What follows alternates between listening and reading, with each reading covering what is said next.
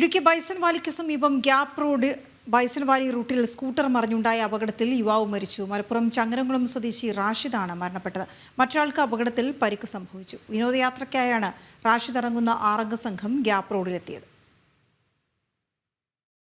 ഇന്ന് ഉച്ചയോടെയാണ് അപകടമുണ്ടായത്. മലപ്പുറത്ത് നിന്ന് മൂന്നാറിലേക്ക് വിനോദസഞ്ചാരത്തിനെത്തിയ സംഘത്തിൽപ്പെട്ട യുവാക്കളാണ് അപകടത്തിൽപ്പെട്ടത്.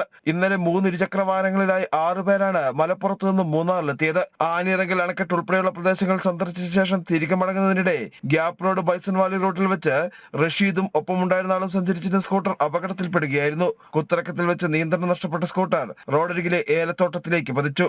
തോട്ടത്തിനുള്ളിലുണ്ടായിരുന്ന മരത്തിൽ റഷീദിന്റെ തലയിടിച്ചു. ഉടൻ തന്നെ അടിമാലി താലൂക്ക് ആശുപത്രിയിൽ എത്തിച്ചെങ്കിലും ജീവൻ രക്ഷിക്കാൻ റഷീദിനൊപ്പം സഞ്ചരിച്ചിരുന്ന സുവിത്തിനും സാരമായ പരിക്കുണ്ട്. ചെങ്കുത്തായ ഇറക്കത്തിൽ വാഹനം ഓഫ് ചെയ്ത് യാത്ര ചെയ്തതാണ് അപകടത്തിന് വഴിവെച്ചതെന്നാണ് സൂചന. റോഡിന്റെ അശാസ്ത്രീയ നിർമ്മാണവും അപകടത്തിന് കാരണമായിട്ടുണ്ട്.